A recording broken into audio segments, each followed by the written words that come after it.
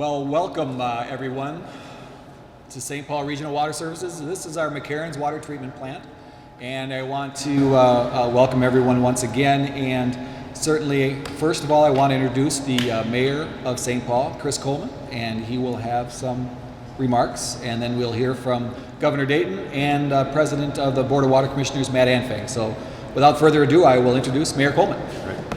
Well, thanks, Steve, and Governor, thank you so much for not only being here today, but to have the focus that you've had on safe drinking water and safe waters across the state of Minnesota. We just want to thank you for your attention to this important issue. As President of the National League of Cities, we've been in discussions with communities across the country, in particular Flint, and what we've seen in schools and particularly poorer communities, the real challenges of having safe, clean drinking water for all of our children, for all of our families. And so your focusing on this is incredibly important. We're very proud of the work that we've done here in the city of St. Paul for the St. Paul Regional Water Services that serve many communities throughout the East Metro area.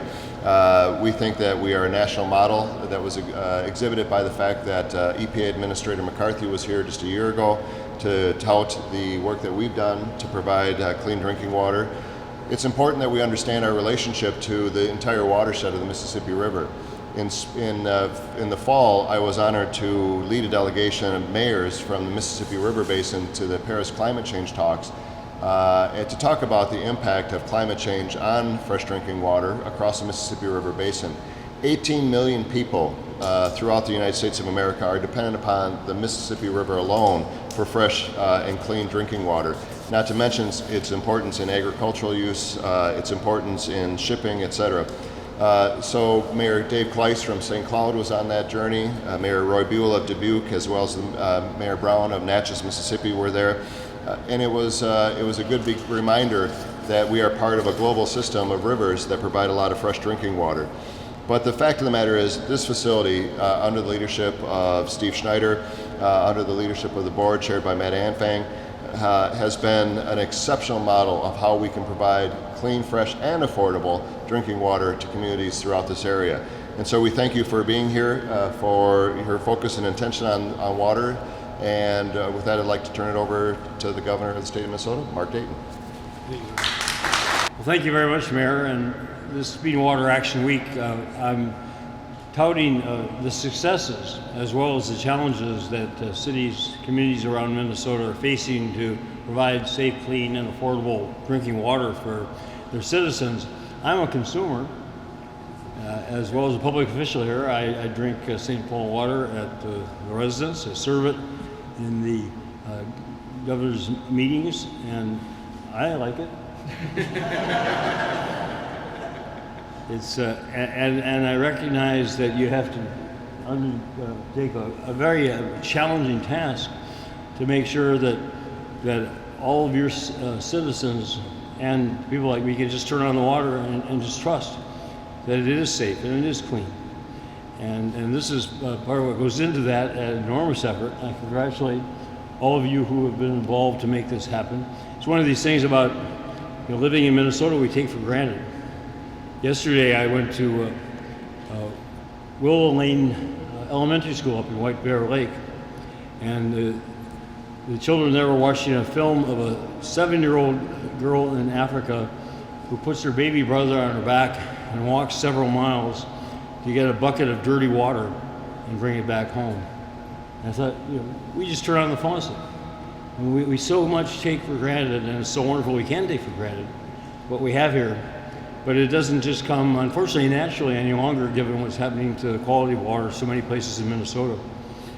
So I congratulate you. The fact that the EPA Administrator McCarthy was here a year ago, I guess almost to the day, to tout this as a national model is an enormous credit to you.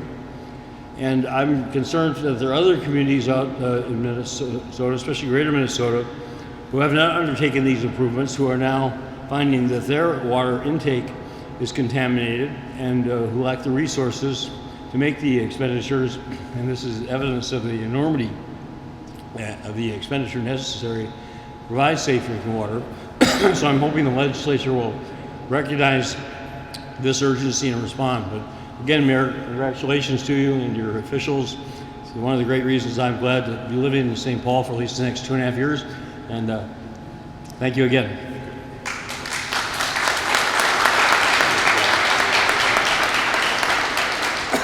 You know, the Minnesota Wild have to skate on our water tonight too, so let's wish them well. Thank you, Governor Dayton and Mayor Coleman. We at St. Paul Regional Water Services know how fortunate we are to have a clean, quality water source available to us.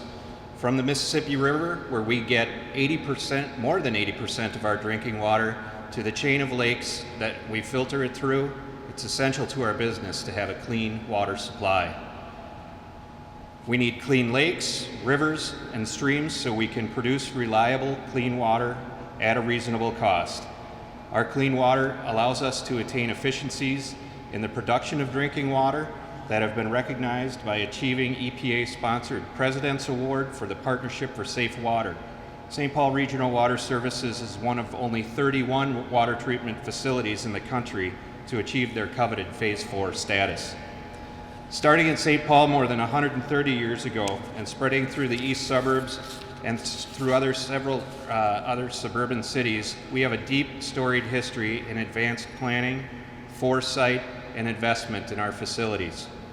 We carry on that tradition today with our continued water quality enhancements, including oxygenation in our source water lakes, our granular activated carbon to control taste and odor, and more recently, the automation system that's helped to provide stable water quality. In addition, our distribution maintenance has increased to ensure that water quality remains stable throughout our entire system. And like many other water utilities, we are faced with the challenge of having older infrastructure. However, we're meeting that challenge head on with pay-as-you-go investments. In 2016, we'll have over $16 million worth of capital improvements, $12 million which is earmarked for buried infrastructure. We plan to continue investing on that same level for the next decade. In addition, we're investing heavily in a large renovation of this 90-year-old water treatment plant in the near future.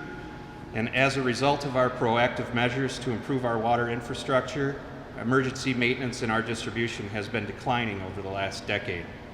With these efforts, our ability to provide clean water, reliable drinking water, will continue well into the future, just as it has for the last 130 years. Thank you.